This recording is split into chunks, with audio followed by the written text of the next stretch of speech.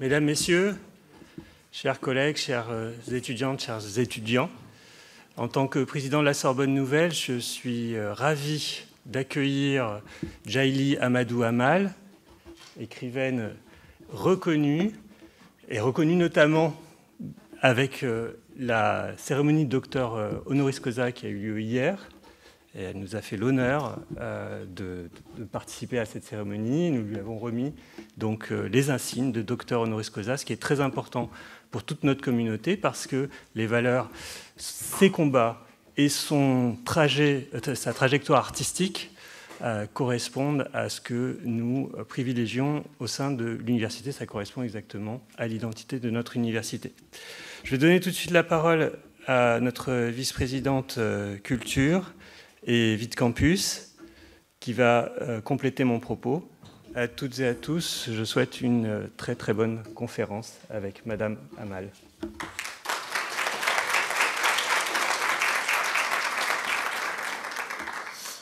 Bonjour à toutes et à tous.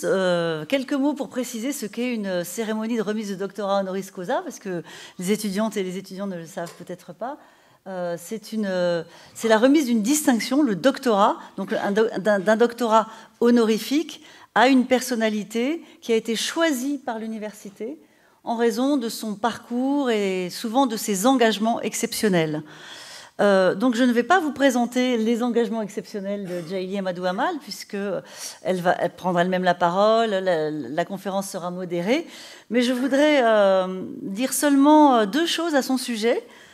D'abord, c'est que Djaïli Amadou Amal, qui aurait pu choisir d'autres voies, a choisi la voie des mots, de la littérature et aussi de la langue française pour porter haut et fort la défense de la condition des femmes au Sahel et bien sûr, c'est-à-dire en réalité la défense de la condition des femmes partout où les femmes n'ont pas les mêmes droits que les hommes. Et la deuxième chose que je voulais dire, c'est que c'est à la jeunesse que Djaïli Amadou Amal s'adresse essentiellement, pas exclusivement bien sûr. Son époux me parlait tout à l'heure d'une lectrice septuagénaire qui avait réalisé son portrait, mais essentiellement à la jeunesse. Et les jeunes reçoivent ce que Amal leur donne, leur offre, puisque en France, ils lui ont attribué le prix Goncourt des lycéens en 2020 pour son roman Les Impatientes. Donc Amal a confiance dans la jeunesse, elle place sa confiance en vous, étudiantes, étudiants, pour porter à votre tour cette cause de la condition des femmes dans le monde, partout où elle est bafouée, où elle est réduite au silence.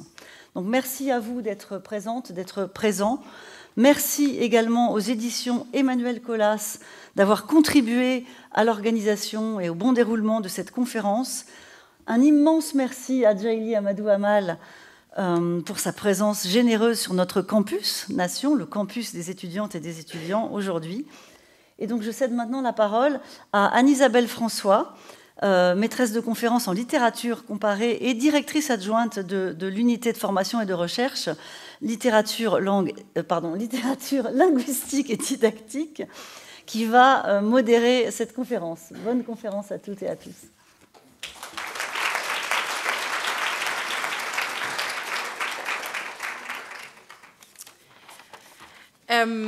Alors, je ne vais pas parler très longtemps non plus, parce que c'est vraiment pas moi que vous êtes venu écouter. Donc, je vais juste me contenter de présenter Docteur Amal, que nous sommes vraiment extrêmement fiers d'accueillir aujourd'hui. Comme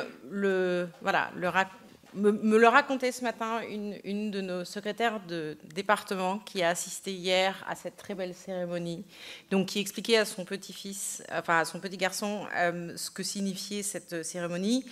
Il a fini par répondre que lui aussi, maintenant, allait honoris causer pour l'avenir. Donc je pense que c'est important qu'ensuite on puisse entendre Amal qui va honoris causer pour nous tous. Donc encore une fois, je suis vraiment ravie et très honorée, Amal, de t'accueillir aujourd'hui dans une université qui est maintenant aussi pleinement la tienne. Elle l'était déjà avant, mais depuis hier, ça l'est sans doute encore un peu plus. Et elle est la tienne parce que, comme l'a rappelé le président, ton parcours et ton engagement d'autrice et de militante répondent à ce que représente notre université, la Sorbonne Nouvelle, Université des Cultures, et ce que représente aussi notre unité de formation et de recherche, littérature, linguistique et didactique, qui a proposé ton nom.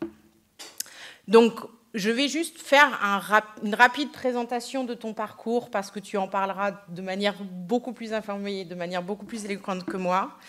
Mais donc, tu es originaire du Cameroun, où tu es né dans les années 70 dans le nord du pays, à Maroua, dans une famille peul musulmane traditionnelle cultivée. Ton père est un juriste et professeur d'arabe, et très jeune, tu as été confronté à la violence sociale sexuelle, puisqu'on t'a marié de force à 17 ans à un homme qui avait plus de 30 ans de plus que toi, et qui avait déjà une épouse. C'est la littérature qui t'a sauvé. Toi, pour qui les livres, effectivement, étaient l'unique espoir, l'unique échappatoire, une consolation et l'incarnation de tous ces espoirs qui ne pouvaient pas encore être réalisés à ce moment-là. Tu as donc choisi l'écriture et la littérature pour te libérer de la servitude conjugale sociale et aussi pour t'engager pour toutes les femmes. Ces femmes qui sont donc au cœur de ces deux œuvres, alors heureusement j'ai deux mains, donc je peux les montrer les deux en même temps, que tu as décidé d'écrire en français, tout en te sentant effectivement libre de choisir ton propre français et d'en faire ta propre voix, celle que nous lisons aujourd'hui. Et donc ces femmes, elles sont effectivement au cœur d'une part des impatientes, qui a été mentionnée à l'instant, où il est donc question de 3 jeunes femmes musulmanes mariées de force et qui vont chacune vivre effectivement des formes de violence que tu dénonces. Et ce sont aussi maintenant donc, les femmes qui sont aussi au cœur du deuxième roman, donc, qui vient de paraître, Cœur du Sahel, les domestiques chrétiennes de ces maisons aisées, et donc ces deux fictions qui sont inspirées de faits réels, en particulier dans le dernier Cœur du Sahel, donc les exactions de Boko Haram, la famine ou les conséquences tragiques de la sécheresse. Et donc toutes ces femmes qui sont impatientes de pouvoir vivre leur vie, qui sont des modèles effectivement de résistance, qui trouvent les forces pour se construire une autre destinée que celle qu'on veut leur imposer. Et donc tous ces très beaux personnages féminins, valeureux, courageux comme toi, bien qu'opprimés et parfois broyés et soumis par un système extrêmement violent et souvent implacable, sont effectivement au cœur de ces textes et au cœur de ce que tu portes. Alors, ces romans, ça a été dit, hein, ils ont immédiatement rencontré leur public qu'on est heureux de voir aussi nombreux dans cette salle aujourd'hui, puisque donc Les Impatientes a remporté le prix Goncourt des lycéens en novembre 2020 et a ensuite reçu une pléiade de prix. Hein. Il est le choix Goncourt de Lorient en 2020, puis du Royaume-Uni, de l'Algérie, de la République tchèque, de la Serbie, de la Tunisie et de la Grèce en 2021. Et je pense que la liste va encore se poursuivre de tous ces pays qui ont la chance, effectivement, et qui ont bien raison de choisir ce texte. Et en 2021 également, hein, le prix de l'Association des mères francophones, le prix Femmes d'influence, le prix Métis des lycéens, le trophée de la meilleure autrice de l'année 2021. Je m'arrête là parce que en fait, c'est pas possible de tous les citer, donc il a fallu faire un choix, c'est celui-là. Et je vais juste mentionner, parce qu'en fait, c'est indissociable de ce que tu es, de ce que tu portes et de ce que tu représentes, donc l'association Femmes du Sahel, que tu as créée en 2012, donc, qui est une association de lutte contre les violences faites aux femmes et le mariage forcé, pour que les jeunes filles ne soient plus victimes et qu'elles puissent devenir les actrices de leur propre vie. Donc cette association que tu finances grâce à tes droits d'autrice, qui reste en Afrique, alors se déploie sur de nombreux domaines avec différentes actions, et je suis persuadée là aussi que tu vas nous en parler. Donc la scolarisation des filles, la création des bibliothèques communautaires, la réhabilitation des bibliothèques de collège ou le fait de fournir du microcrédit aux femmes adultes.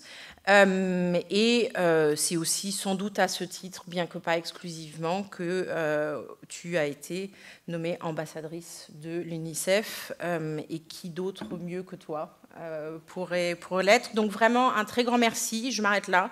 Cher Amal, d'avoir accepté de venir aujourd'hui partager ces expériences avec nous. Et ça y est, je me tais et je te laisse la parole. Merci beaucoup.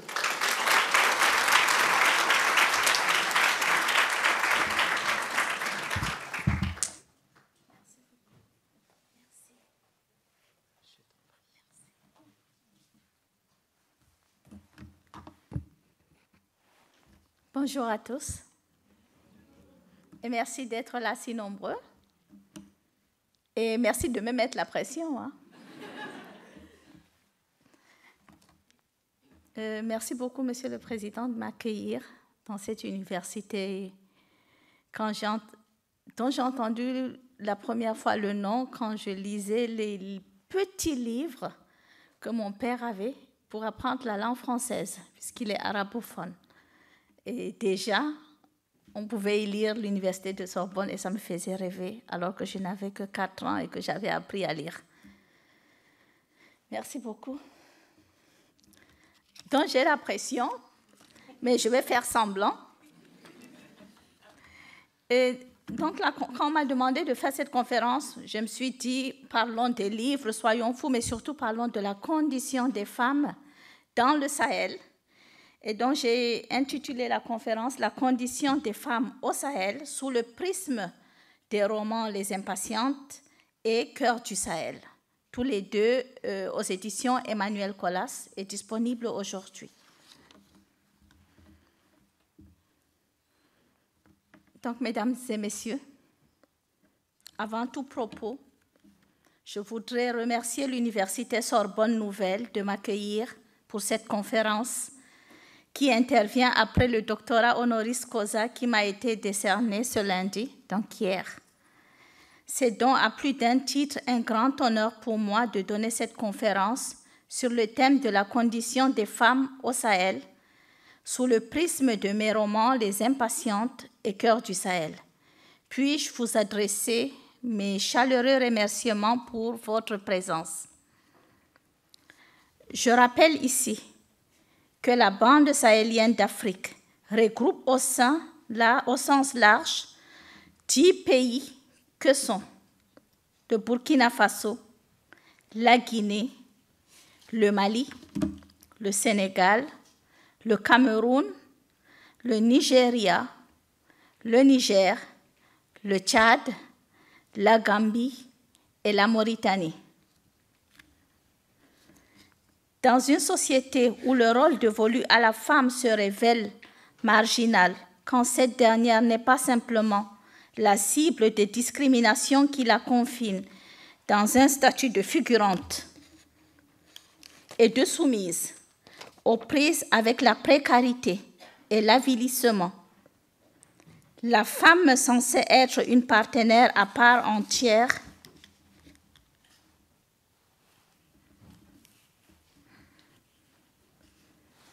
La femme censée donc être une partenaire à part entière et actrice du progrès social se trouve réduite à subir des volontés qui l'aliènent. Les femmes au Sahel sont encore assignées aux pesanteurs socioculturelles, entravant leur épanouissement et notamment le plein développement de leur potentiel, leur accès à des destins dignes et émancipés. Dans le Nord Cameroun, comme dans bien des pays du Sahel, la condition des femmes reste globalement la même. Elle est similaire d'un pays à l'autre et le constat est sans appel. La gente féminine est la moins lettrée et la plus pauvre. Elle occupe donc la couche la plus vulnérable de la société et de fait la plus sujette aux maladies et autres fléaux auxquels l'exposeront ses vulnérabilités sociales. Le VIH-Sida en est l'exemple le plus marquant. Tout au long de cette intervention, je parlerai autant qu'il sera possible des spécificités de ces pays, mais le plus souvent du cas du Nord Cameroun, la région sahélienne dont je suis issue, en agrémentant des extraits de mes derniers romans, Les Impatientes et Cœur du Sahel, des romans qui, faut-il le rappeler ici, sont inspirés de faits réels. Les femmes représentent plus de la moitié de la population des pays respectifs. Selon le dernier recensement au Cameroun, elles représentent 51,36%. Elles sont cependant sous-représentées à tous les échelons politiques, base, amont, responsabilité. Moins de 35% des électeurs enregistrés, 33% des députés à l'Assemblée nationale, 26% au Sénat, 10% des femmes maires, moins de 20% de ministres, 0 gouverneur sur 10.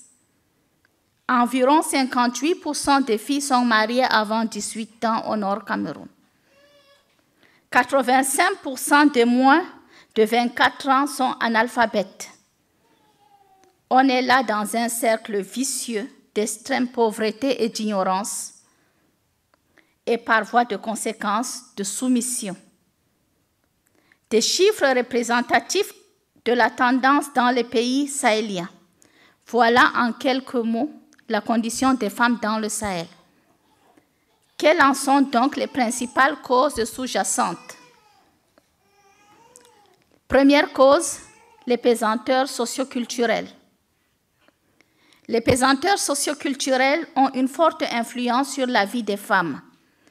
La persistance des discriminations à l'encontre des femmes et des filles résulte de l'ignorance des droits des personnes concernées. L'insuffisance de la vulgarisation des instruments juridiques en matière d'égalité de genre, l'analphabétisme des parents et les préjugés sociaux. La femme a toujours été sous la coupe de la société, d'abord dans sa famille avec son père et ensuite chez son époux, dont elle dépend financièrement. Dans certains milieux, l'on interdit à la femme d'avoir une activité génératrice de revenus. Beaucoup de femmes continuent à être perçues comme incapables majeures, traduisant un statut social d'infériorité. La femme étant appelée à jouer prioritairement et pleinement son rôle de reproductrice et de femme au foyer. Les stéréotypes de femme épouse, femme mère ou même femme objet persistent. Dans Les Impatientes, les conseils d'un père à sa fille lors du mariage nous édifient un peu plus. Je cite: Monial, mes filles, craignez votre Dieu. Donc, c'est un passage des Impatientes. Soyez soumises à votre époux. Épargnez vos esprits de la diversion. Soyez pour lui une esclave et il vous sera captif. Soyez pour lui la terre et il sera votre ciel. Soyez pour lui un champ et il sera votre pluie. Soyez pour lui un lit et il sera votre case. Ne boudez pas. Ne méprisez pas un cadeau, ne le rendez pas. Ne soyez pas colérique, ne soyez pas bavarde, ne soyez pas dispersés, ne suppliez pas, ne réclamez rien. Soyez pudique, soyez reconnaissante, soyez patiente, soyez discrète. Valorisez-le afin qu'il vous honore.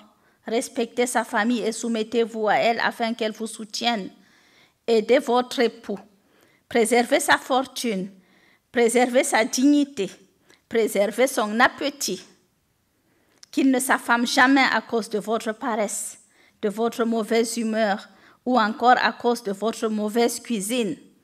Épargnez sa vue, son ouïe, son odorat.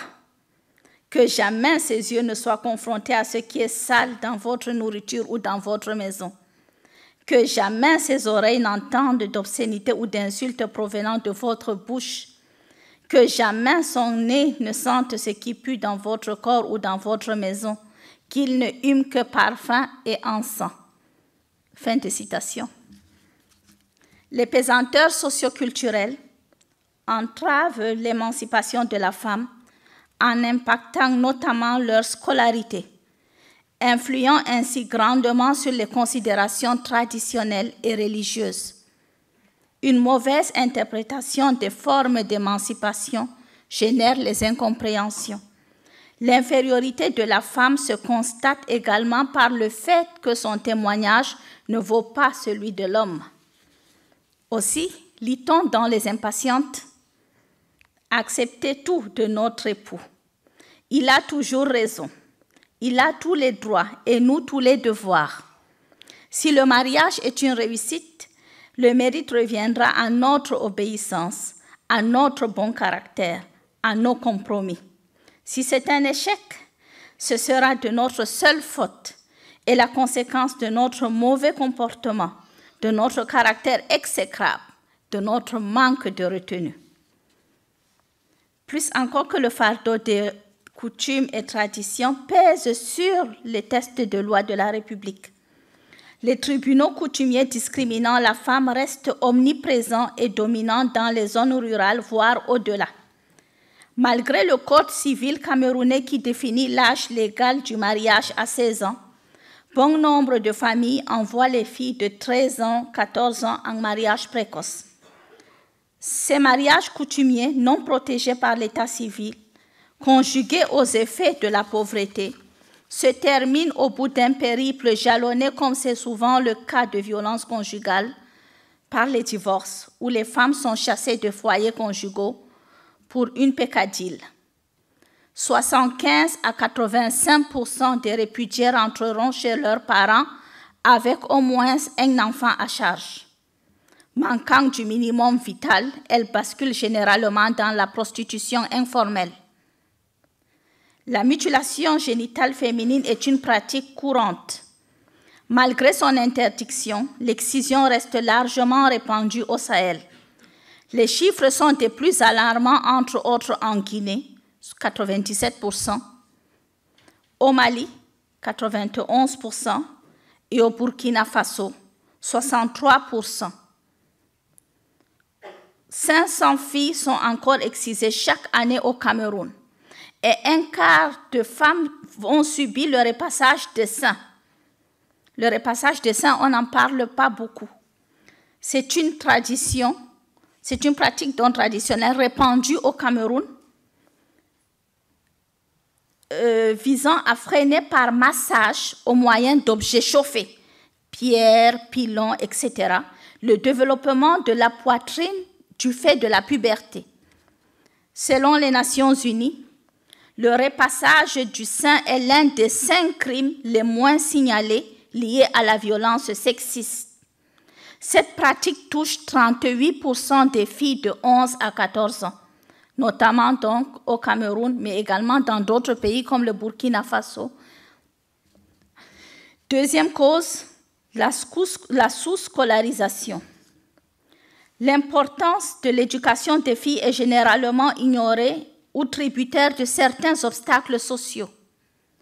Les taux de scolarisation sont bas, même s'ils progressent quelque peu ces dernières années en milieu urbain. La sous-scolarisation et la déscolarisation sont des problèmes importants qui entravent la concrétisation de l'éducation primaire universelle, notamment chez les jeunes filles, conformément aux objectifs du millénaire pour le développement des Nations Unies. Moins de 57% des filles inscrites à l'école achèveront le cycle primaire, contre 70% des garçons. Seules 2 filles sur 5 sont scolarisées dans le secondaire. Les discriminations dans le système éducatif sont souvent constatées. Elles présentent plusieurs visages. L'attribution des places assises dans une salle de classe où les garçons occupent la majorité des tables bancs pendant que les filles sont assises à même le sol. On peut dire quelque part, ça fait partie de nos traditions. Dans une salle de classe où il n'y a pas suffisamment de tables bancs, même quand la fille arrive en premier, eh bien, spontanément, si un camarade garçon vient, elle va lui céder sa place. À la rentrée scolaire, la fille est tardivement inscrite ou pas du tout. Les facteurs aggravants sont le harcèlement sexuel par les élèves et les enseignants, le long périple du chemin menant à l'école, le manque de toilettes, le poids des traditions, les violences à l'école ou sur le chemin de l'école, les mariages précoces et ou forcés, et enfin la pauvreté. La réalité de ces obstacles se reflète à travers les données et probabilités ci-après. Plus de 50% des parents interrogés au Sahel seraient tentés d'enlever leur fille de l'école si jamais elle pouvait y avoir des rapports sexuels.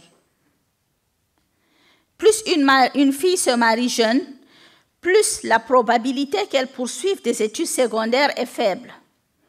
Une fille qui se marie à 13 ans a une probabilité inférieure à 50% de poursuivre des études secondaires. Un état de fait qu'on retrouve dans le roman Cœur du Sahel.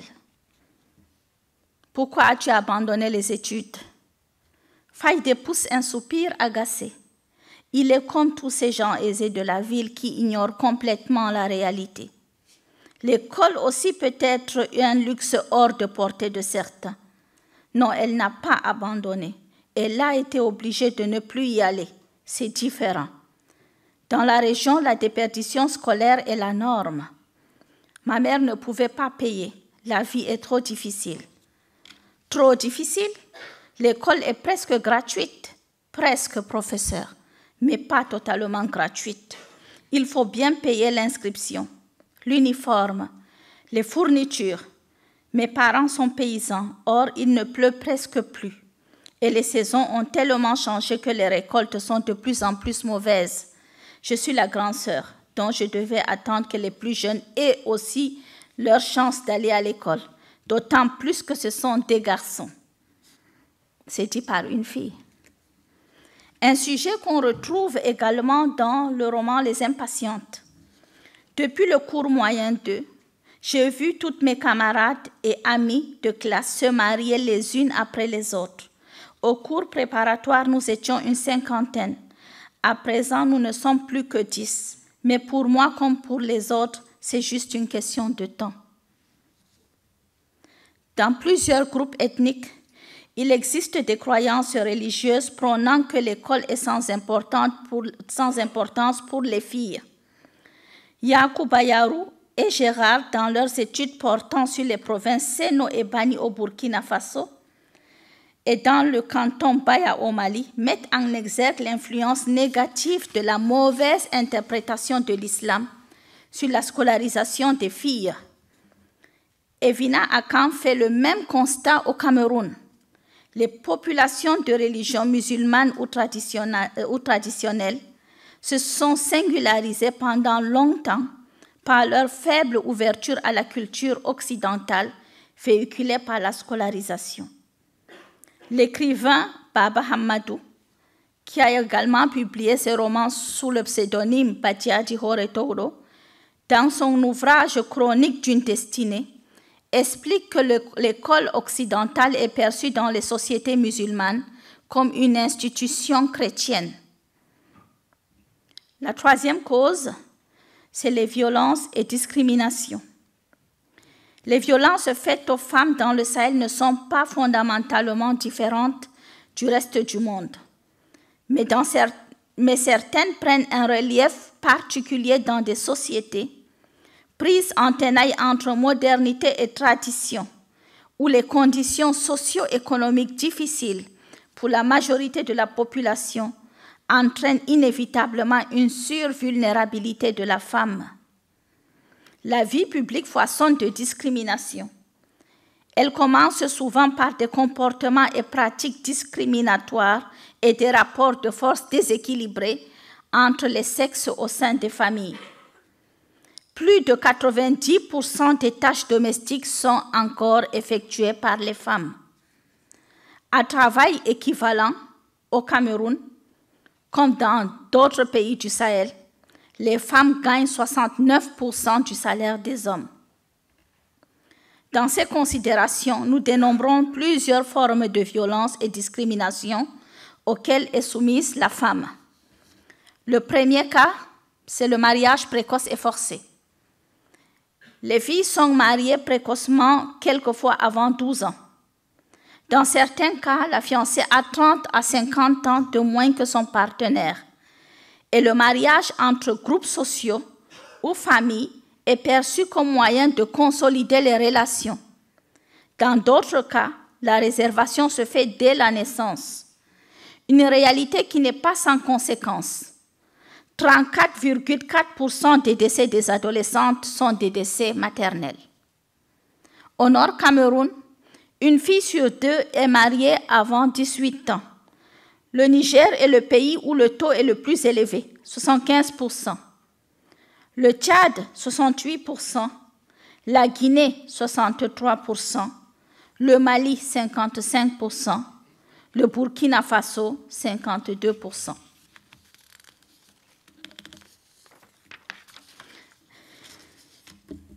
Les violences sexuelles sont courantes et un grand nombre de complications sont liées à la grossesse chez des filles dont le corps n'est pas encore prêt à porter des enfants. Certaines meurent en couche ou subissent des lésions et autres séquelles graves. D'ailleurs, à propos de violences sexuelles, il est l'un des aspects souvent méconnus ou tabous et pourtant réels, le viol conjugal. Relevé dans les impatientes. Ce n'est pas un crime, c'est un acte légitime, le devoir conjugal. Ce n'est pas un péché, bien au contraire, ce n'est pas un viol, c'est une preuve d'amour. On conseillera tout de même à Moubarak de réfréner ses ardeurs vu les points de suture que ma blessure nécessita. C'est ça le mariage. La prochaine fois, ça ira mieux. Et puis, c'est ça le mounial dont on parlait justement. Le médecin ne s'en formalisa pas non plus. Ce n'était pas un viol. Tout s'était déroulé normalement. D'ailleurs, qui a osé évoquer le mot viol? Le viol n'existe pas dans le mariage. Fin de citation. La décision d'envoyer la fille en mariage précoce émane à 65% des pères et 23% des parents proches. Près de 90% des mariages précoces et forcés se nouent sans consentement de la fille. 70% de mariages précoces et forcés sont portés sur des filles âgées de 13 à 15 ans, ce qui en fait donc la catégorie la plus touchée. L'étude montre que les pères utilisent les traditions, chantage affectif, contraintes physiques, la violence, enlèvement, ou même séquestration. 41% des mariages précoces sont d'origine socioculturelle, 31% d'ordre économique, 12% des considérations religieuses. Cette réalité est illustrée dans Les Impatientes. Alhamdulillah, dit mon père. Il est connu qu'une fille peut conduire son père en enfer. L'on dit que chaque pas d'une fille pubère non mariée est comptabilisé dans le grand livre de comptes et inscrit comme péché pour son père. Chaque goutte de sang impur d'une adolescente encore célibataire précipite son père en enfer. Un vrai croyant doit donc s'épargner la colère d'Allah. Sa fille se mariera le plus tôt possible afin d'éviter les pires tourments à son père. Selon l'Association de lutte contre les violences faites aux femmes dans l'extrême nord du Cameroun, les mariages précoces et forcés rendent les jeunes filles vulnérables, angoissées et peu confiantes.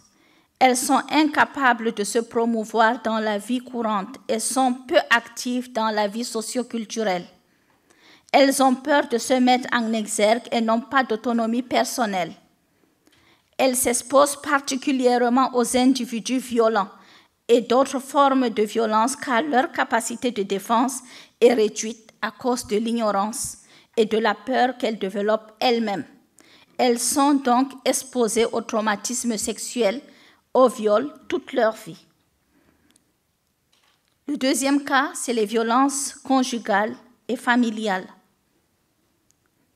Au Cameroun, 2/3 des femmes, précisément 68%, ont subi de la violence physique ou sexuelle de la part de leur époux ou partenaire. 42% l'ont subi parfois, 26% souvent. C'est évidemment des situations d'une terreur parfois insoutenable mises en exergue dans le cœur du Sahel. Il l'entraîne brutalement dans la chambre, la jette comme un pantin désarticulé sur le lit. La jeune fille n'arrive pas à bouger. La stupeur et la panique la paralysent.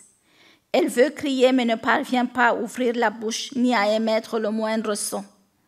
Elle voudrait s'échapper mais ses membres ne lui obéissent pas. Seuls ses yeux remplis de terreur semblent encore vivants. Constatant qu'elle ne se débat pas, Hamman croit qu'elle a cédé. Il baisse la fermeture éclair du corsage, dégrafe le soutien-gorge et des seins pointus en jaillissent. La vue de cette poitrine le rend fou. Il se laisse tomber sur le lit, arrache le pain qu'elle porte pendant que ses mains avides parcourent le corps à sa merci. Elle ne réagit pas, ne se débat pas. Son esprit s'est détaché de son corps et elle subit la scène horrible comme si elle n'était pas concernée. Sa passivité étonne son bourreau, puis le gonfle d'orgueil. Il pense que c'est l'effet de son charme irrésistible. Après le décès d'un conjoint, la femme peut être considérée soit comme responsable et coupable, malchanceuse, sorcière et rejetée par la communauté, soit comme un bien à hériter. Le divorce, dont le taux est très élevé, reste unilatéralement du ressort de l'homme. L'épouse mère au foyer, l'employé, si l'on veut, se voit abusivement licencié par son époux, l'employeur. La polygamie, régime matrimonial par défaut, permet à l'homme de disposer de plusieurs épouses. Pour les coépouses en perpétuelle rivalité pour attirer les faveurs de l'époux, prétextes et coups bas sont bons pour discréditer l'autre. Le plus souvent, les enfants se retrouvent mêlés à cette guerre d'adultes avec des séquelles traumatisantes. Les impatientes relatent cette problématique. Dis-moi, Hali, que veux-tu que je fasse? Que je regarde gentiment cette fille à peine plus âgée que ma fille me prendre mon époux? Que je perde mon foyer? Que je prenne le risque de faire souffrir mes enfants en me laissant répudier? Ils sont trop jeunes pour vivre sans leur mère. Que veux-tu que je fasse, Hali? Que je reste les bras croisés à attendre qu'ils se débarrassent de moi? Que veux-tu que je fasse? Qu'est-ce qui est permis? Qu'est-ce qui ne l'est pas? Quand on est en guerre, on n'est pas regardant sur le choix des armes. On prend ce qui est à notre portée et on avance avec. Je l'aimais. J'ai fait de mon mieux pour le satisfaire. J'ai été une bonne épouse, une excellente mère. Je lui ai donné des enfants intelligents, en bonne santé, de deux sexes. Je l'ai réconforté, je l'ai aimé de tout mon cœur, de toute mon âme. Que voulait-il de plus? Je ne suis pas méchante, on m'oblige à l'être. Je n'ai pas choisi de faire cette guerre, mais m'en laisse-t-on le choix? Que veux-tu que je fasse? Quel est mon champ d'action? Quelles sont mes marges de manœuvre?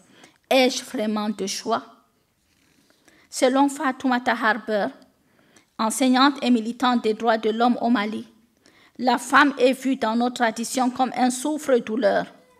Une femme qui devrait, selon le Mouniou Sabari, ou Mounial, accepter de se faire frapper pour le bonheur de ses enfants.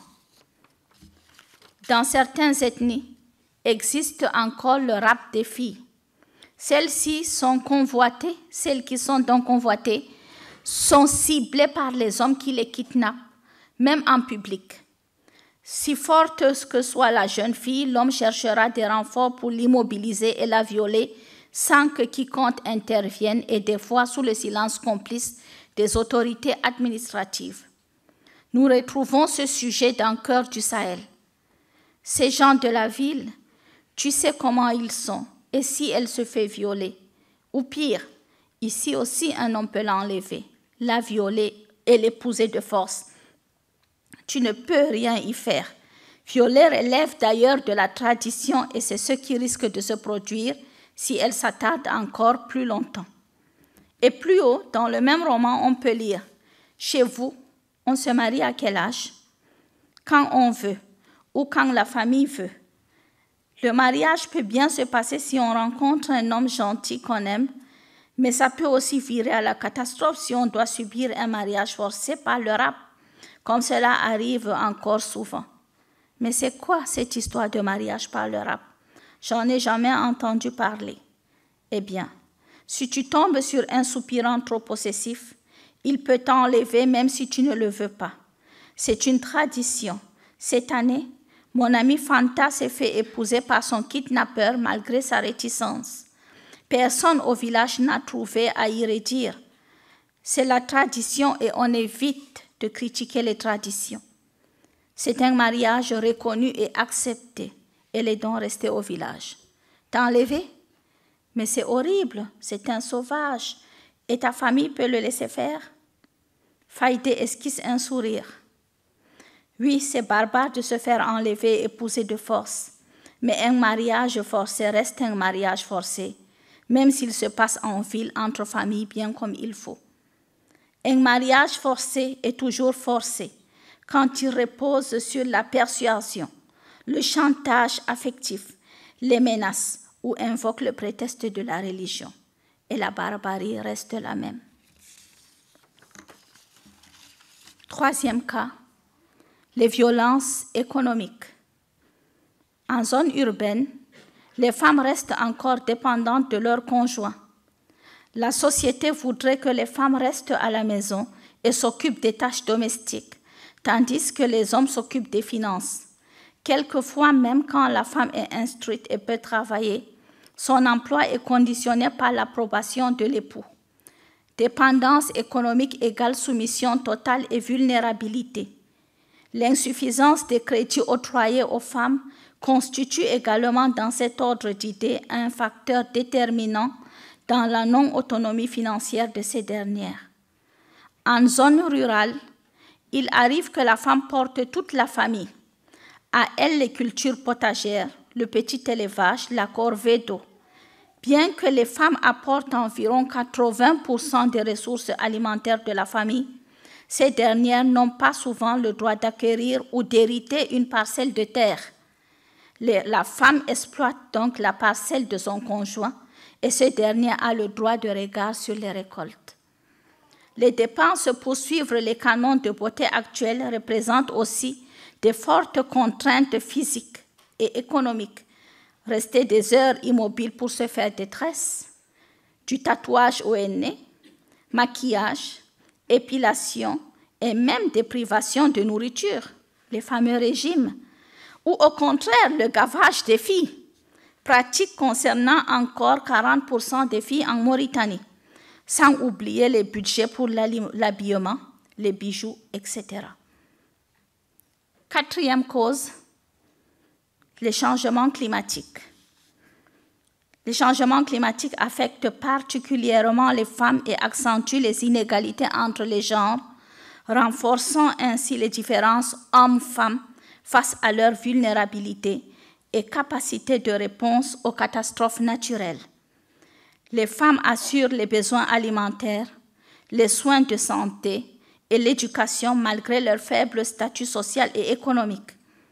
Le changement climatique a de graves conséquences sur la sécurité alimentaire. Nous le retrouvons dans le cœur du Sahel. Les temps de l'insouciance sont révolus. Le village s'est encore vidé davantage de sa population la plus jeune et la plus forte, partie à la recherche d'une vie meilleure ou simplement de quoi survivre. Ils ont abandonné les champs à leurs parents, leurs épouses et leurs jeunes enfants qui n'ont pas la force de les cultiver. Mais s'ils en avaient la force, ils ne pourraient pas pour autant influer sur le changement climatique. Même avec beaucoup de volonté, on ne peut pas faire tomber la pluie. Le climat est de plus en plus aride, la terre de plus en plus sèche, appauvrie, épuisée, et trop de bouches à nourrir. Tous partent en ville, de plus en plus loin, de plus en plus longtemps. L'exemple le plus visible du changement climatique est le lac Tchad. Limitrophe des 4 pays, le Tchad, le Cameroun, le Niger et le Nigeria. C'est une réserve d'eau douce considérablement impactée par la sécheresse et surexploitée. Le lac a ainsi perdu 90% de son volume en 50 ans. La superficie de 25 000 km² au début des années 60 s'est réduite à moins de 2 500 km² environ en 2010, puis à moins de 1 500 km² aujourd'hui, alors que plus de 30 millions de personnes peuplent son bassin et en dépendent plus ou moins directement. Une vitesse qui prédit sa disparition dans la prochaine décennie, si rien n'est fait. De toute évidence, l'assèchement du lac Tchad est une catastrophe humanitaire. Les conflits internes opposant agriculteurs et éleveurs s'accentuent. Ils sont de plus en plus meurtriers. La région compte à présent 2,3 millions de personnes déplacées et plus de 5 millions luttent pour avoir juste de quoi manger. La majorité d'enfants souffrent de grave malnutrition. Les femmes sont, comme d'habitude, au premier rang des victimes. La cinquième cause, les conflits et les crises. Milliers de réfugiés, peur d'aller à l'école, famine, activité économique au ralenti, viols, enlèvements. Boko Haram et autres groupes terroristes apparentés sèment la psychose dans toute la zone du Sahel. Les femmes restent les premières victimes si elles ne sont pas simplement les cibles privilégiées. L'on se souvient particulièrement des enlèvements de 276 lycéennes à Chibok en 2014. Les violences commises par Boko Haram au Cameroun ont forcé plus de 322 000 personnes à fuir leur domicile depuis 2014. Au Nigeria, selon un décompte de la chercheuse britannique Elizabeth Pearson en fin 2017, 454 femmes et filles ont été envoyées ou arrêtées avec une ceinture d'explosifs dans 232 incidents. Sur les 212 dont l'âge était connu, 133 étaient des adolescentes. Celles qui arrivent à s'échapper restent stigmatisées et rejetées par la communauté. Selon un rapport du Haut Commissariat des Nations Unies aux droits de l'homme, Boko Haram a entraîné le déplacement de 2,3 millions de personnes, dont 1,4 million d'enfants dans la région du lac Tchad. Au Niger, la région de Difa abrite plus de 300 000 réfugiés chassés de leur foyer par des massacres, des enlèvements et des viols à l'actif de Boko Haram, dont 70% des femmes et des enfants. Nous retrouvons ce sujet difficile dans le cœur du Sahel, où les affres de Boko Haram sont révélées. Le petit village au pied de la montagne est presque rayé de la carte. Au terme de cette nuit de terreur, les survivants sont sortis de leur cachette, dans les champs ou la montagne pour constater les dégâts. Des cases et des greniers, il ne subsistait que des ruines encore fumantes, noircies par les flammes. L'armée est arrivée au petit matin. Il a fallu conduire les blessés à l'hôpital le plus proche, enterrer les morts et s'occuper des survivants qui avaient tout perdu. Des morts, beaucoup de morts. Leur mémoire importait peu. Ils n'ont pas eu droit aux longues cérémonies qui durent parfois une semaine et sont censées leur permettre de regagner sans encombre l'autre rive où les attendent les ancêtres. Ils n'ont pas reçu les honneurs de la tribu et n'ont pas été accompagnés jusqu'à leur dernière demeure. Au son des tambours, ils n'ont pas été revêtus de la peau d'un taureau sacrifié comme le veut la coutume. Leurs dépouilles n'ont pas reçu les adieux de la tribu entière. Animistes, chrétiens et musulmans n'ont eu droit pour toute sépulture qu'à une fosse commune, sommairement creusée dans laquelle les corps enchevêtrés reposent désormais, et une prière marmonnée du bout des lèvres en leur mémoire. Il y a également les disparus. Ceux-là, on préférerait les savoir morts, comme ça on s'inquiéterait moins pour eux. D'eux, on ne sait rien. Ils sont disparus, mais où? Sont-ils toujours cachés dans les champs, dans les montagnes? Se sont-ils dans leur terreur égarés dans la broussaille environnante? Où? Mais on ne veut surtout pas l'imaginer, bien que ce soit le plus probable. Ont-ils été kidnappés? La seule pensée de ce qui a pu leur arriver fait frissonner les femmes trop lasses pour pleurer. Les survivants ne sont plus que visages hagards dans un monde qu'ils ne reconnaissent pas. Ils ont le choix entre être conduits dans le camp des réfugiés non loin de là, où ils pourront espérer trouver du secours, ou décider de se débrouiller seuls et de s'en sortir par eux-mêmes. Mais il faut faire vite. Où aller? Le camp de réfugiés ou le village à côté? Chacun recense les membres de la famille qui pourraient l'accueillir, mais on ne se souvient de rien à cet instant où le monde s'est effondré autour de soi. Comment se rappeler, devant le cadavre de son enfant, qu'on en a d'autres qui attendent protection? Comment quitter cet endroit qui vous a vu naître et grandir, où sont enterrés vos morts en sachant que vous ne reviendrez jamais? Les crises sanitaires ne sont pas en reste. Paludisme, choléra, Ebola ou encore la COVID-19. Cette dernière pandémie a entraîné une augmentation des violences basées sur le genre. La pandémie a contribué à l'augmentation des mariages d'enfants et des abus sexuels. Au Sahel, d'après la Banque mondiale, on s'attend à ce que l'impact de la COVID-19 fasse chuter de 33% le progrès visant à mettre un terme aux violences basées sur le genre d'ici 2030. En conclusion, la condition des femmes au Sahel repose d'une part sur les facteurs socio-culturels et d'autre part sur les facteurs socio-économiques.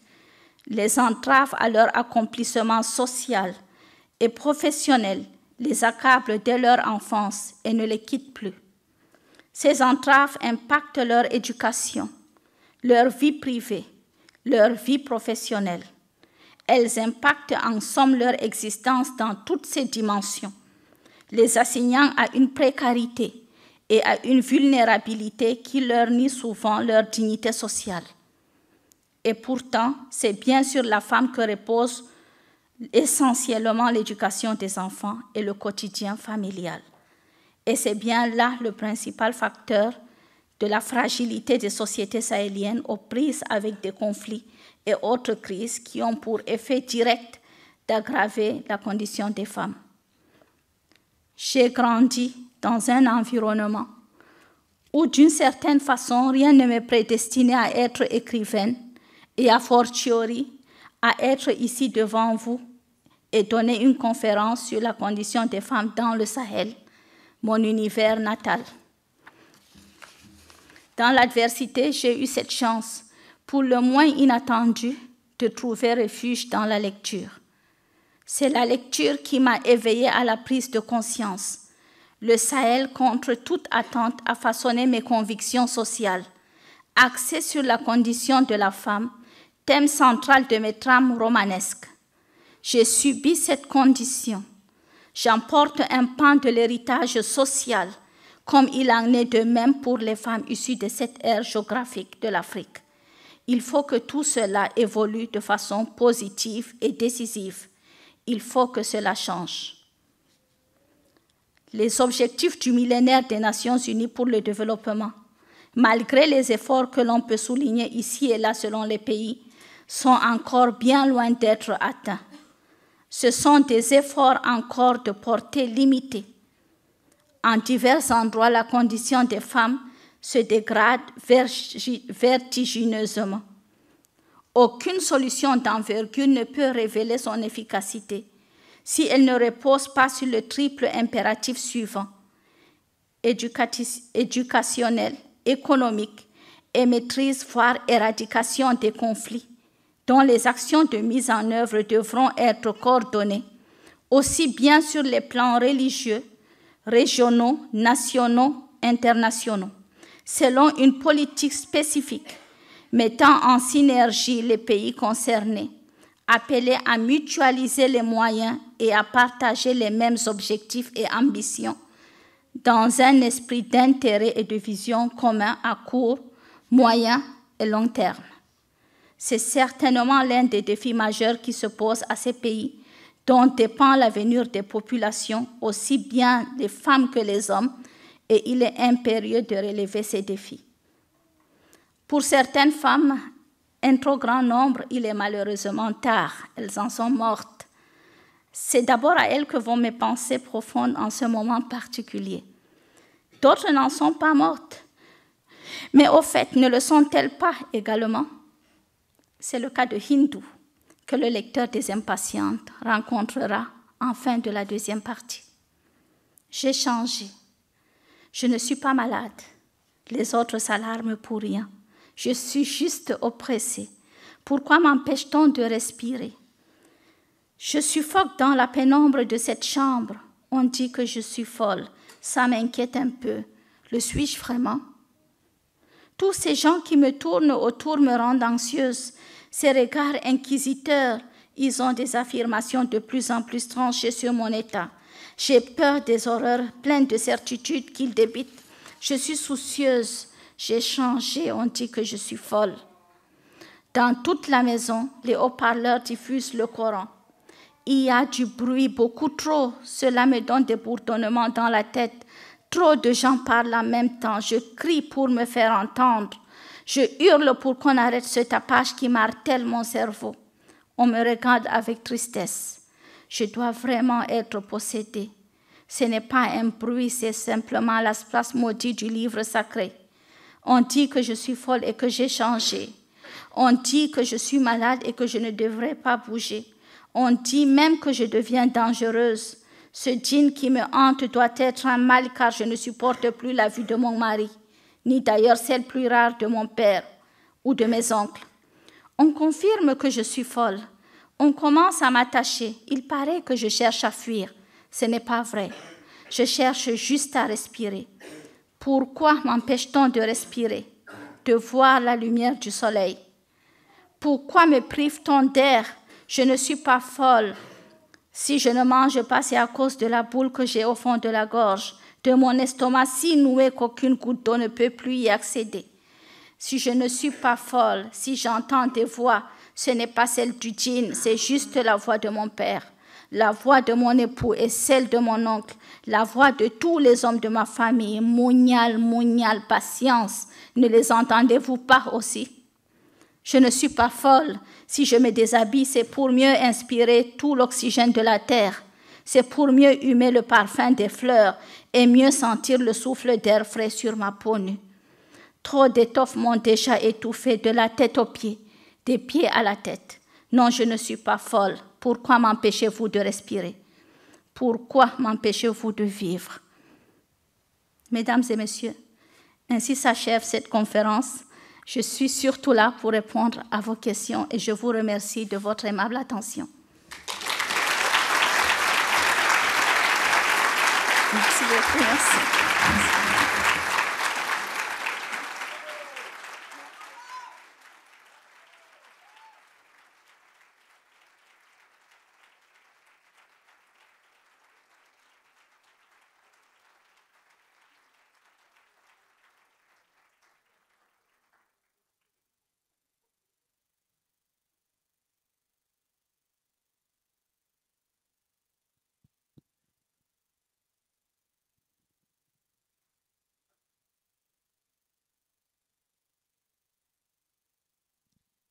Merci infiniment, Amal, pour ce témoignage, pour ta voix, pour ta présence, pour tout ce que tu nous as dit, aussi pour ces très belles lectures de tes propres ouvrages. Et c'est vraiment autre chose aussi de les entendre grâce à toi et de les lire nous-mêmes. Donc, je me tourne vers la salle et ce micro, il n'est pas du tout pour moi, il est pour celles et ceux qui aimeraient témoigner, poser une question, discuter avec Amal. Ah, et voilà. Il n'y a pas de question taboue. Hein? Non, il n'y a absolument aucune question taboue.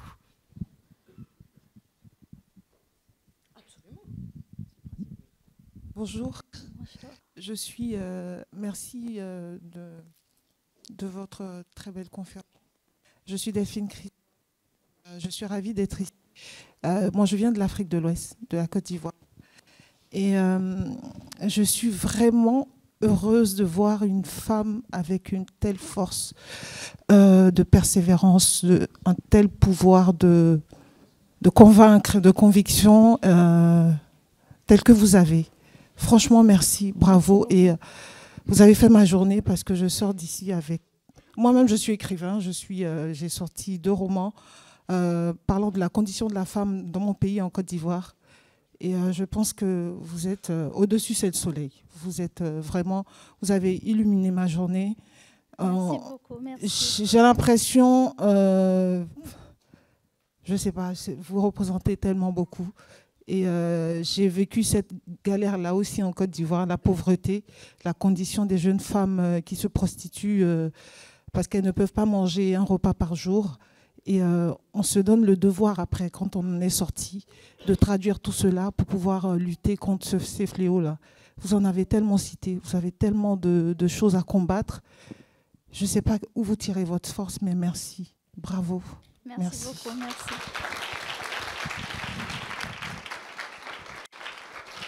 On peut prendre plusieurs. Plusieurs d'un coup? Oui, plusieurs, peut-être 3 d'un coup. Juste une précision technique. On me dit que pour que les micros marchent bien, il faut les tenir en haut. Voilà, je dis ça pour la suite. D'accord. Alors, puisque nous groupons les choses... Tu peux avoir un stylo. C'est vrai qu'on n'a pas prévu le stylo, je suis désolée. C'est pas grave, comme ça je pourrais Voilà. prendre les questions. Ah, non, ça c'était un stylo, on en a un, ça c'est bon. Oui, mais je crois que tout le monde, depuis nos plus jeunes auditeurs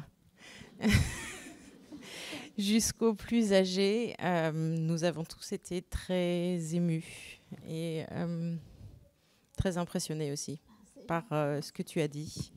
Mais je suis sûre qu'il y a d'autres remarques, questions qui vont émerger. Voilà.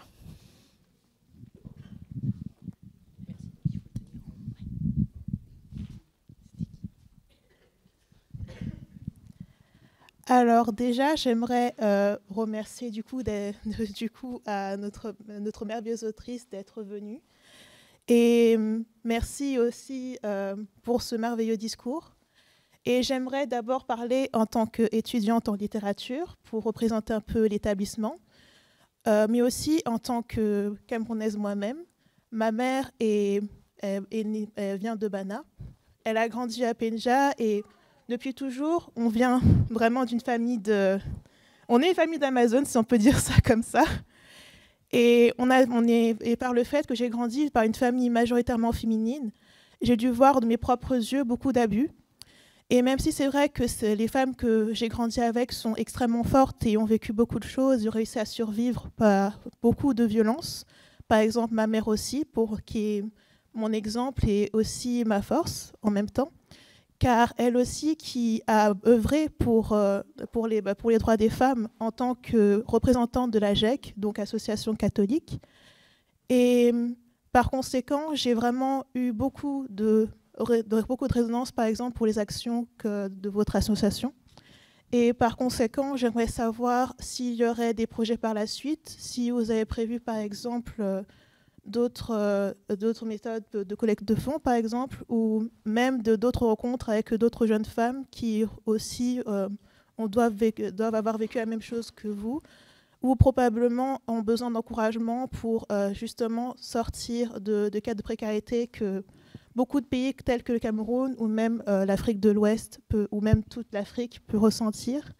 Car en tant que jeune, il est très souvent très commun dans ces pays-là de se sentir lésé et parfois de fuir le pays, par exemple, peut-être qu'il y a certains qui viennent d'un pays d'Afrique et qui sont venus ici pour apprendre, pour avoir plus d'accès pour les livres ou même pour la connaissance, et qui par conséquent manquent parfois leur pays d'origine et doivent se battre encore plus pour justement revenir et être plus forts et reconstruire le pays.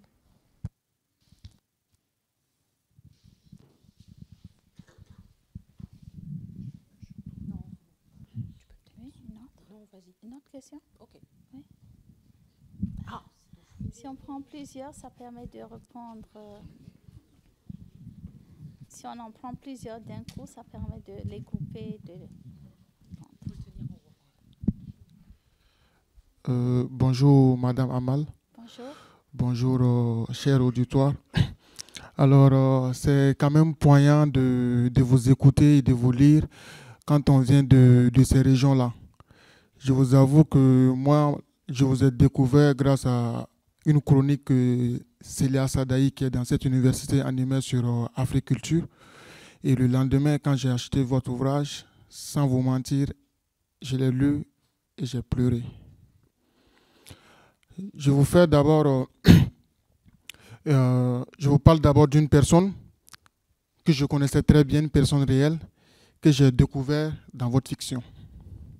Alors, c'était une camarade de classe. On a fait l'école primaire ensemble. On luttait les premiers rangs de la classe ensemble. Et au mois de décembre, il y a un monsieur, elle appartient à une aristocratie Peul. Il y a un monsieur qui quitte les États-Unis et il arrive. Et son père lui dit, alors depuis que tu es né, tu as été promis à cet homme. Et par la force des choses, il est allé aux États-Unis, il gagne bien sa vie. Alors il va t'épouser, il va te garder là et chaque année, il fera l'effort de venir. La fille, elle n'avait que 12 ans. Et quand le monsieur il est venu pour les congés de Noël, ils ont fait le mariage. Et d'ici qu'ils ne partent en janvier, la fille, elle était enceinte. Et nous sommes allés en 5e, elle a repris la classe. Il est revenu encore l'année d'après. Et la fille portait un bébé d'à peine 3 mois. Elle est retombée enceinte et c'était la fin de ses études. Pour une sur qui planaient tous les espoirs et toutes les lueurs, si on peut le dire. Et cette famille-là, elle n'était pas du tout analphabète. Elle était très instruite, mais à cause des carcans traditionnels et religieux, on a soumis cette fille-là, on l'a conduite, moi je le dis, à l'abattoir. Parce qu'aujourd'hui, elle ne peut même pas s'offrir quelque chose de 1 euro. L'espoir qui était fondé sur l'homme aux États-Unis, alors il s'avère que cet homme, il était polygame en Afrique et aux États-Unis, il vivait avec une femme. Donc, c'est l'espoir d'une jeune fille de 12 ans qui a été simplement ternie et détissée de tout. Alors moi, en vous lisant, j'ai retrouvé ma camarade de classe et cela m'a beaucoup touché. Alors, j'ai une question à vous poser concernant l'écriture des femmes en Afrique. Je vais vous citer quelques vers d'une écrivaine très célèbre qui disait que une femme comme il faut doit aimer son mari, le trouver plus beau qu'autrui, le bénir chaque jour d'avoir fait d'elle une personne. Elle dit oui quand il tousse, elle dit bien quand il rote et amen quand il pète. Alors, on voit ici que le fait d'avoir fait de l'homme un point central dans les cultures africaines, c'est quelque chose qu'il faut impérativement détruire par la réflexion, par les actes aussi. Et en vous lisant, j'ai remarqué que la solidarité des femmes laisse à désirer à certains égards. Alors, est-ce que vous ne pensez pas que c'est de cette véritable solidarité-là dont on a besoin aujourd'hui entre les femmes d'abord pour pouvoir finir avec ce phénomène qui prend de l'ampleur? Parce qu'aujourd'hui, il y a un proverbe, il y a un adage qui le dit, une femme mariée vaut mieux qu'une femme qui a un doctorat. Alors que c'est totalement faux et il faudrait qu'on travaille à rompre avec ces mentalités caduques et qui finiront par faire le malheur même des femmes. Je vous remercie. Merci.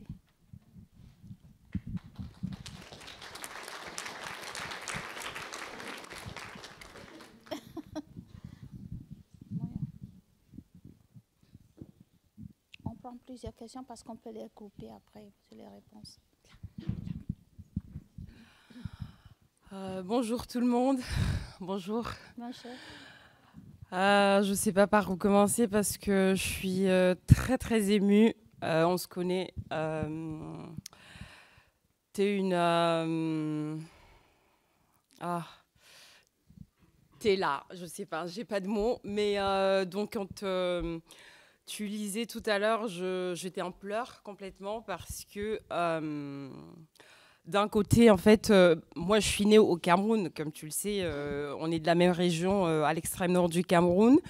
Je viens d'une famille, mon père, il est enseignant. Et je me rappelle, quand j'étais plus petite, tout le monde disait que il fallait que je me marie parce que voilà, j'étais trop intelligente, apparemment, dans le village. Et du coup... j'ai retenu quand même 2-3 choses que tu as dites dans tes écrits, en commençant par la condition de la femme avec les exactions de Boko Haram, parce que moi, ma famille, elle est vraiment, vraiment... Moi, j'ai perdu mon grand-père dans les attaques de Boko Haram parce qu'il était chef du village et ils l'ont assassiné. Je n'ai pas pu le pleurer parce que voilà, le corps... Mais tout ce que vous avez écrit, c'est comme si vous avez décrit exactement ce qu'on a vécu ou ce que vivent beaucoup de gens, parce que j'ai ma famille, mon père, ma mère, mes petits frères sont encore là-bas. L'autre chose, c'est que j'ai une cousine qui a grandi chez nous. Elle avait 16 ans, non, 15 ans. Elle est tombée enceinte d'un homme de 56 ans. Et donc, venant d'une famille chrétienne, voilà, on a grandi à l'église. Tout le monde voulait qu'on ait un certain regard avant d'être en relation avec un homme. Il fallait se marier. Et cette cousine-là, elle est tombée enceinte. Et finalement, en fait, elle a été tabassée. Enfin, à chaque fois, on parlait d'elle en mauvais. Donc, elle est partie faire ce qu'on appelle l'avortement, mais pas en cachette. Voilà. Elle en est morte. Et en plus de cela, tout le monde a critiqué sa mère, ma mère, parce qu'elle a grandi chez nous. Et ils ont dit que c'était de notre faute. Le fait qu'elle est tombée enceinte, tout ça. Et aujourd'hui, jusqu'à présent, ma mère et sa mère vivent en fait cette injustice. Déjà, ils ont perdu une fille. En plus de cela, elles vivent encore cette injustice-là. L'année d'après, sa mère a été capturée par les Boko Haram. Elle a été assassinée. On n'a pas retrouvé son corps. Et tout ça, maintenant, ça a retombé sur ma mère encore. Pour dire que voilà, tout ça, c'est la faute à toi. Donc, ma question est celle de savoir, en fait, qu'est-ce qu'on peut faire pour que les mentalités changent? Parce qu'on en a marre. Quand je dis j'en ai marre, là, je pars dans 2 semaines au Cameroun. Et j'ai la peur au ventre à chaque fois de rentrer, de voir les filles ou les femmes être stigmatisées. Parce qu'à chaque fois quand je rentre, on me dit « Ah, l'européenne, toi, tu parles déjà même comme les blancs, on t'a formaté le cerveau, voilà.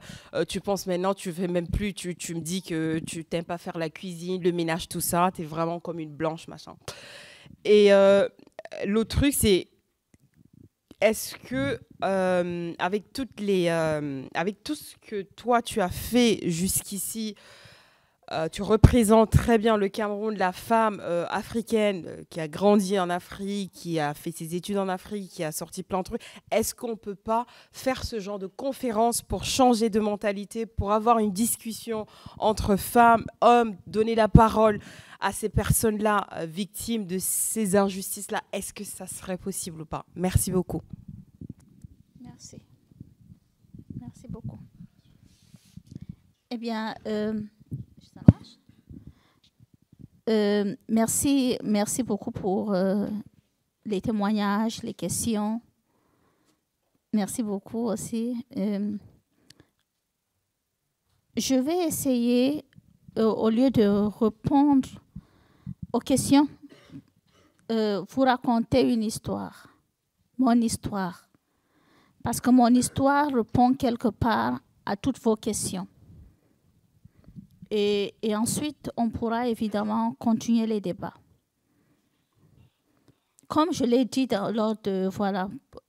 pendant donc, la lecture de cette conférence, je n'étais pas destinée d'abord à devenir écrivaine, à venir à Paris, à donner une conférence, à discuter avec vous. Je n'étais pas prédestinée à ça, à avoir un doctorat honoris causa. Merci beaucoup.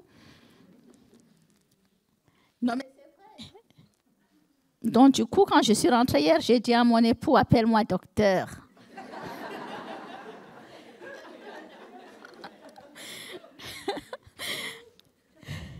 Bref, je viens pourtant d'une famille où, je vais dire, ce n'était pas des ignorants. Mon père était un intellectuel. Il a fait ses études en Égypte, dans une grande université. Il a Bac+7. Il est juriste de formation. Ce n'est pas un ignorant. Cependant, il a fait un effort. Il nous a inscrits à l'école au même titre que les garçons. Et il était extrêmement fier de ça. J'ai eu ma première rencontre avec un livre parce que je suis née dans une ville où il n'y a aucune bibliothèque et aucune librairie. 47 ans plus tard, il n'y en a toujours pas. Mais je vais essayer d'arranger les choses parce qu'on va créer une bibliothèque dans les mois à venir. Mais bref, il y a une université, mais il n'y a pas de bibliothèque, donc c'est tout dire. Et donc, même lire un livre, en fait, en réalité, c'était pratiquement impossible. On pouvait aller à l'école, mais il n'y avait pas de livre. On avait un seul livre qui était un manuel scolaire. Ça, ce n'est pas un roman, en fait. Ce n'est pas un livre d'enfant, un album. Non, c'est un livre, un manuel scolaire qui s'appelait Mon livre unique de français. C'était tout ce qu'on avait. Donc, il y avait mon livre unique de français de la CIL, ensuite du CP, du C1, etc. Alors, un jour, j'ai accompagné ma mère chez des amis, parce que ma mère, elle est égyptienne. Et donc, elle côtoyait des femmes d'autres nationalités. Et donc, je l'ai accompagnée chez ses amis. Et j'étais censée jouer avec la petite fille. Vous savez, les jeux Bandit Police. Vous connaissez? Voilà, donc on devait jouer à Bandit Police. Et ce jour-là, je suis tombée sur la bibliothèque rose. Et j'ouvre le livre et je me rends compte que ça raconte une histoire. Moi, je ne savais pas que les livres racontaient des histoires. Et à partir de ce moment-là, je n'avais qu'un seul objectif dans ma vie, c'était de trouver des livres.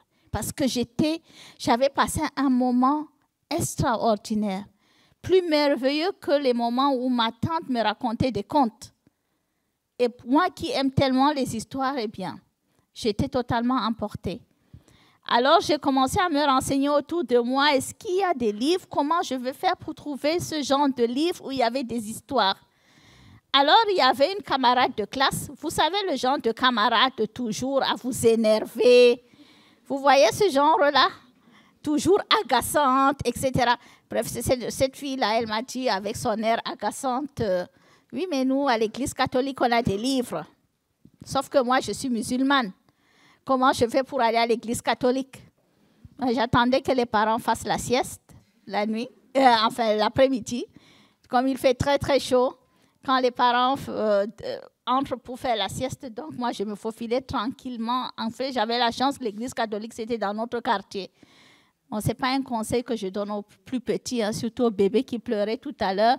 Bébé, il ne faut pas sortir sans permission. Donc, je me faufilais pour aller donc à l'église catholique trouver des livres. Et je savais qu'en tant que musulmane, j'avais trop peur de rentrer par la porte parce que je savais qu'il y avait toujours un vieux du quartier vous voyez le genre de vieux qui sont toujours là où il faut pour aller cancaner là.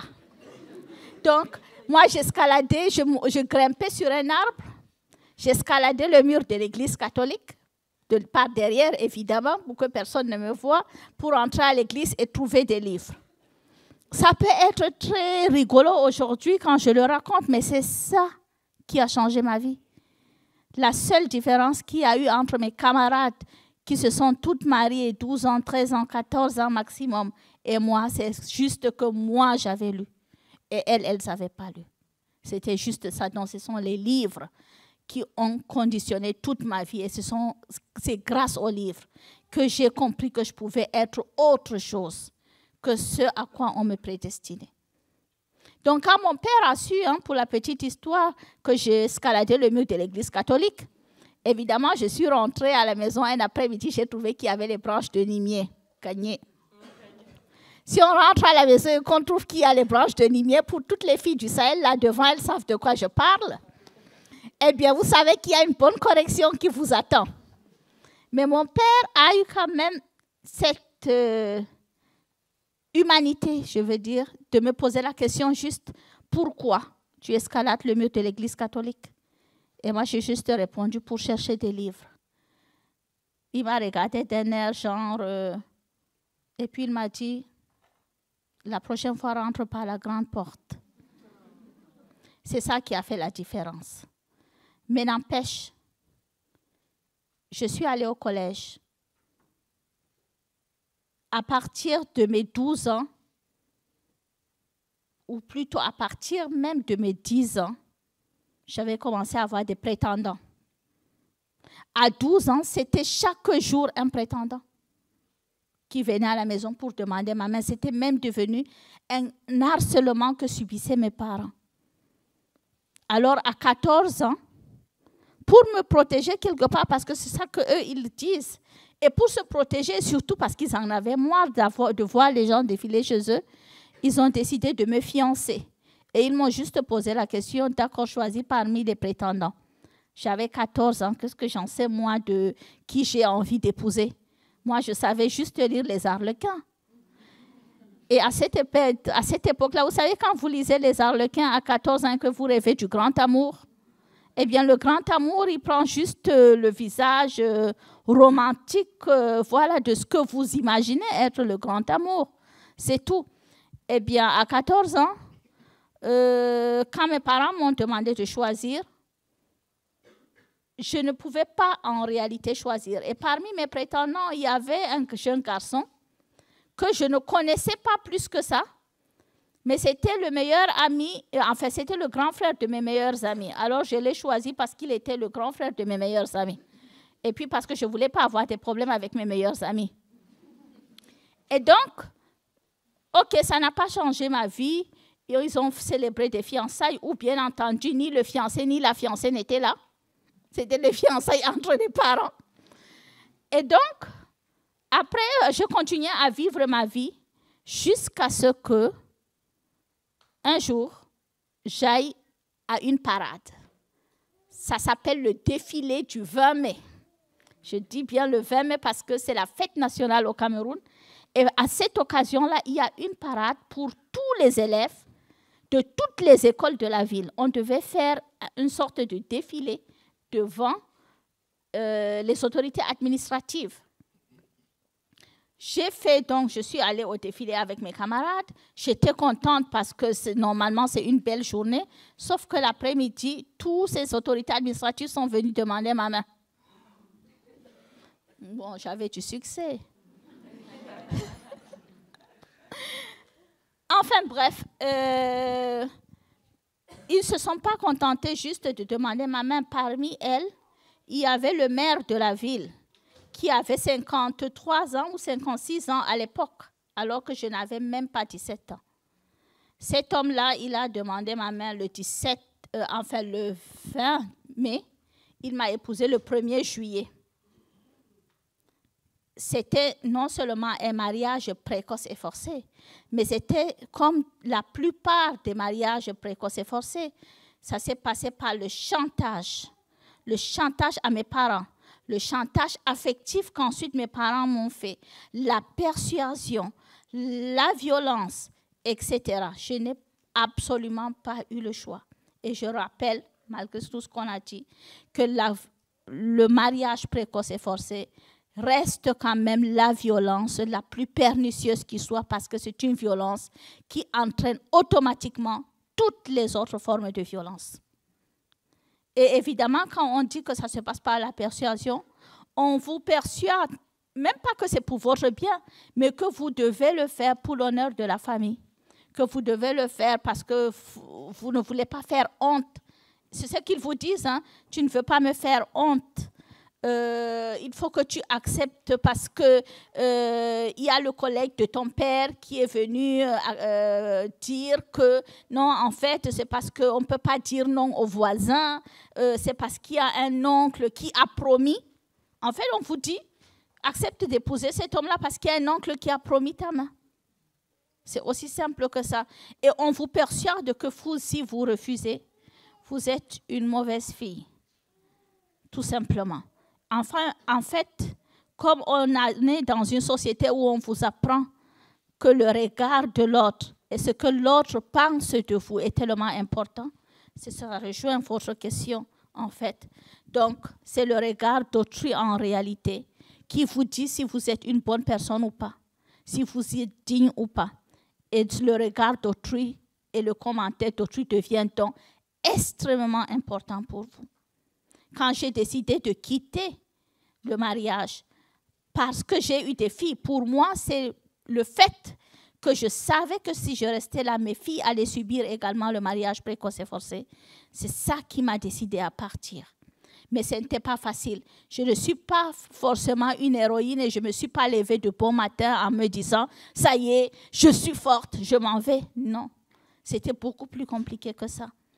Mais le fait d'avoir des enfants et de se dire qu'il y a une prise de conscience et que la violence devrait s'arrêter à mon niveau et que j'ai le pouvoir, non pas de changer mon destin, mais de faire que ça ne continue pas sur mes propres enfants et que si j'arrête ça au niveau de moi, ça ne continuera pas. Eh bien ça peut vous donner voilà, toutes les possibilités à condition évidemment de passer outre le regard d'autrui. Quand je suis partie, on m'a taxé d'être une mauvaise femme, une mauvaise fille, une mauvaise épouse, une mauvaise mère, une mauvaise tout. Si une femme décide de quitter son mariage, c'est parce qu'elle veut être excusez-moi le terme, une pute. Vous devez accepter que, ok, d'accord, je suis une pute, parce que je sais au fond de moi que je ne le suis pas. Donc, si vous dites que je le suis, je m'en fiche. Et pour ma part, quand je suis partie, il ne s'agissait pas juste de partir. Comment trouver la possibilité d'avoir et de faire entendre ma voix? Parce que même si j'étais partie, ça ne sauvait pas mes filles. Moi, j'ai choisi la littérature pour passer le message.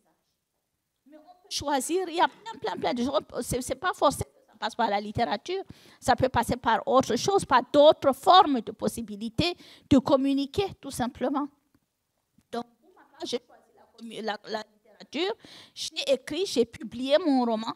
Et à partir du moment où j'ai publié mon roman, c'était la possibilité de pouvoir avoir la voix qui pouvait dire non, qui pouvait dire il y a des choses qui ne vont pas, de pouvoir dire devant des personnes, vous n'êtes pas obligé d'être d'accord avec moi, mais vous êtes obligé d'écouter ce que j'ai à dire parce que j'ai une personne qui a des choses à dire.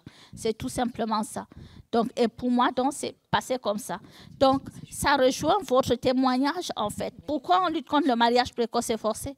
Cette fille-là, elle n'avait aucune possibilité de devenir autre chose que d'attendre les 1-2 euros que vous pouvez lui balancer. Tout simplement parce qu'elle n'aura jamais continué ses études, elle n'aura jamais appris un métier et elle n'a pas la possibilité d'en apprendre, tout simplement. Et ça se passe toujours de la même manière. Mais le problème, c'est que cette fille-là, si on ne la sensibilise pas, eh bien, elle va accepter la même chose pour ses filles. C'est pour cela que quand on parle même de sororité ou de la violence faite aux femmes est généralement perpétuée par les femmes elles-mêmes. Quand on parle de l'excision, de repassage de seins, etc., ce n'est pas les hommes qui demandent ça aux femmes. Ce sont les femmes qui, dans l'idée que si je ne transmets pas ce que j'ai reçu, ce que je ne suis pas une bonne mère, ce que j'ai failli quelque part à une tradition, j'ai failli à mon devoir en tant que mère, eh bien on se dit, je l'ai reçu, donc je dois le transmettre automatiquement. On n'a pas le courage de pouvoir remettre en question ce qu'on a reçu et de se dire, ça me fait souffrir, donc ça s'arrête à mon niveau, je refuse que ça se passe pour mes filles. C'est ce courage-là qu'il nous faut pour pouvoir changer les choses, qu'on soit des femmes ou des hommes. Donc, pour moi aussi, c'est passé par l'association. J'ai décidé de créer l'association tout simplement parce que je n'étais pas satisfaite. Même quand, comme j'ai publié un roman, j'avais besoin de mettre du concret.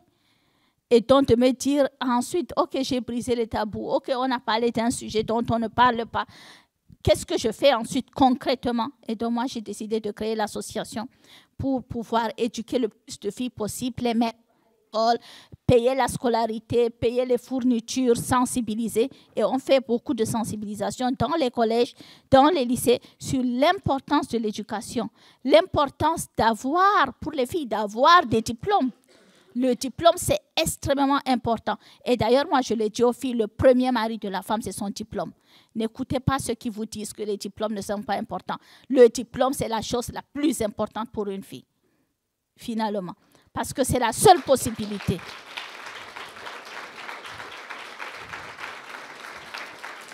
Bon, évidemment, je vous parle en tant que docteur.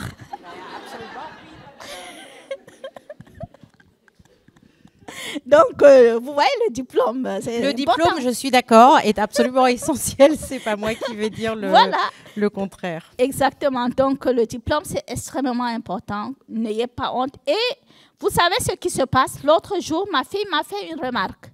Ma fille, elle est en master 2 en droit. Donc, elle a à peu près votre âge.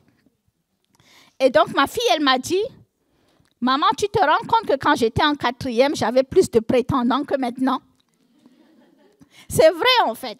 Une fois que les filles sont à l'université, elles ne trouvent plus de mari. Vous savez pourquoi? Elles ne sont pas soumises. Elles savent dire non. Et au Cameroun, on les appelle les longs crayons. Celles qui disent tout simplement, il y a une phrase là, il y a une phrase qu'on vous sort à chaque fois qu'elles sont en fait tellement dans les théories, tellement voilà, dans les discussions que en fait, c'est tout simplement des filles qui sont capables de discuter et qui sont capables d'émettre un avis. Et on ne veut pas des filles qui émettent un avis. Eh bien, refusez tout simplement d'être une passoire. Voilà. Donc, c'est pour répondre à toutes ces questions. Donc, pour moi, c'est passé également donc, par l'association. Qu'est-ce qu'on fait pour mon association, il y a déjà une bonne partie des revenus des livres qui vont à l'association. Je finance vraiment avec mes droits d'auteur, avec ce que... Généralement, quand je donne les conférences, automatiquement, moi, je ne demande pas qu'on me paye, mais je demande qu'on reverse dans le compte de l'association. Et ça, c'est aussi ma contribution parce que ça me tient à cœur, parce que c'est... Voilà. Mais nous pouvons également nous recevons par exemple beaucoup de dons de livres qui passent par une association basée ici en France qui s'appelle Les Enfants de Madame ici. Et ça, ça nous permet de créer des bibliothèques, de mettre juste des caisses avec pour aller dans les villages les plus isolés. Et aujourd'hui, l'une de mes plus grandes fiertés aussi, c'est que le roman Les Impatientes, finalement, après le concours des lycéens, est passé au programme scolaire. Donc aujourd'hui, au Cameroun, on enseigne ce roman pour toutes les classes de terminale. Ça, c'est important, la sensibilisation, elle passe par là, vous voyez. Donc, c'est des petites choses, mais mises bout à bout, on peut voir un véritable changement. Voilà. Donc, concernant l'écriture, l'écriture féminine, bon, d'accord, il n'y a pas vraiment d'écriture féminine parce que les femmes écrivent aussi avec leur tête, comme les hommes. Mais évidemment, c'est important quand même que les femmes puissent aussi mettre le doigt sur les problèmes des femmes et qu'elles puissent non seulement apporter un témoignage, mais voilà, pouvoir parler de tout ça. Pour moi, c'est le choix que j'ai fait. Jusqu'à présent, j'ai écrit 4 romans. Cœur du sel, c'est mon 4e roman. Et jusqu'à présent, je n'ai parlé que des femmes, des problèmes des femmes, etc. Ça ne veut pas dire que je ne peux pas écrire sur les hommes. D'ailleurs, quand je vais m'y mettre, les hommes vont regretter que je ne sois pas un homme. Mais pour le moment, je pense que les femmes, voilà, il y a tellement à dire, il y a tellement, voilà, c'est selon l'inspiration. Et j'ai vraiment envie voilà, de continuer dans cette lancée-là. Mais comme je crois que j'ai déjà parlé de ça, la sororité, c'est un très, très beau mot. Mais dans le roman, que ce soit Cœur du Sahel ou Les Impatientes, on se rend compte que la sororité, finalement, entraide entre femmes n'existe pas forcément dans la polygamie. Évidemment, vous savez, si une femme vient vous prendre votre place, vous n'avez pas envie d'être sa copine. Donc, une coépouse, ce n'est pas votre amie, ce n'est pas votre sœur. C'est non seulement une femme qui vient arracher finalement l'amour de votre mari, mais c'est plus grave que ça. C'est une femme qui va venir mettre au monde des enfants qui vont partager l'héritage de vos enfants. C'est une femme qui vient prendre l'héritage de vos enfants. Et donc, à ce moment-là, vous êtes prêts à vous battre pour pouvoir... on ne parle plus de l'amour à ce niveau-là. On parle surtout de protection, se protéger soi-même et protéger ses enfants. C'est surtout ça, en fait. Et donc, évidemment, là, ça devient plus compliqué.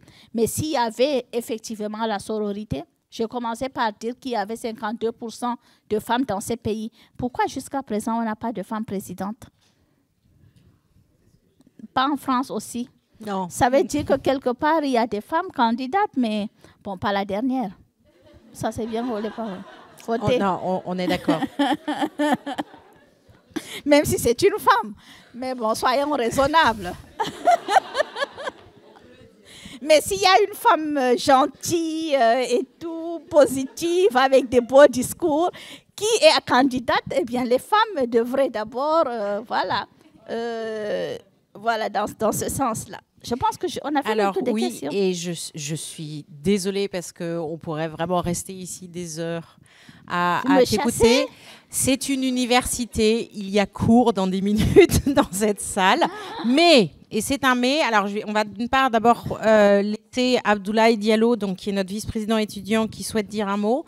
Ça, c'est la première chose. Deuxième chose, la discussion peut se poursuivre. Et si vous n'avez pas encore eu l'occasion de lire les romans d'Amal, à l'issue, donc dans 5 minutes, à l'extérieur donc, de l'amphithéâtre, il y a une séance de dédicace avec possibilité d'acquérir ces livres. Donc, surtout, n'hésitez pas, Abdoulaye.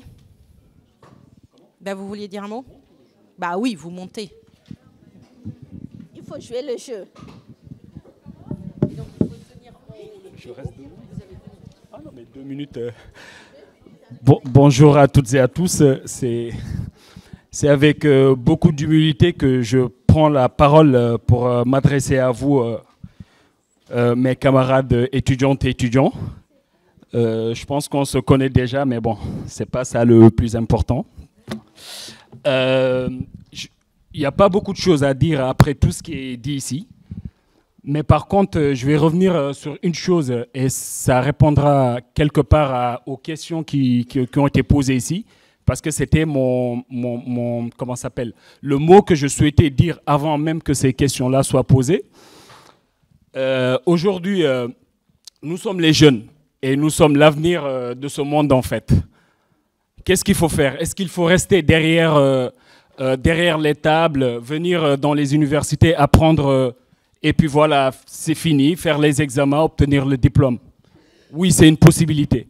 Mais moi, j'ai une autre conviction. Et cette conviction, c'est quoi? C'est l'engagement de la jeunesse, en fait. Aujourd'hui, quand nous qui sommes ici, une centaine d'étudiants aujourd'hui dans cette amphi, chacun peut être, ou chacune peut être acteur ou actrice dans le domaine, dans le domaine où il se sent, capable d'apporter un bien, capable de sensibiliser et capable aussi d'informer, parce que tout le monde n'est pas informé, en fait. Et c'est là où je vais interpeller les étudiants qui viennent plus particulièrement en Afrique. Ma sœur, tu as parlé de l'Afrique tout à l'heure. Qu'est-ce qu'il faut faire? Je vais donner un exemple concret, ce qu'on a accompli ici à l'université, juste pour aller dans ton sens, mais aussi te souffler une idée peut-être. Dans les années précédentes, nous avons pu organiser ici des collectes des collectes des serviettes hygiéniques, mais aussi des distributions gratuites à destination des femmes ici en France. Mais qu'en est-il pour l'Afrique en fait? Et qu'en est-il pour les provinces? Alors, je n'exclus pas la précarité ici en France, hein, bien entendu. Mais j'essaie juste d'être un peu rationnel en termes de jonction géographique et politique. Mais oui, je vais finir là-dessus parce que voilà, le temps est tellement pressé. Mais en tout cas, pour conclure, en fait, l'engagement est essentiel. Elle a parlé des conditions climatiques qui sont au cœur du débat aujourd'hui pour la jeunesse. Mais en tout cas, tout ce que je peux vous dire, c'est que rien ne se passera si la jeunesse ne s'engage pas. Et rien ne se passera si nous-mêmes ne militons pas pour la bonne cause. Et ce monde restera inchangé et c'est d'autres personnes qui vont décider à notre place. Donc voilà, je vous remercie beaucoup pour votre présence. Merci.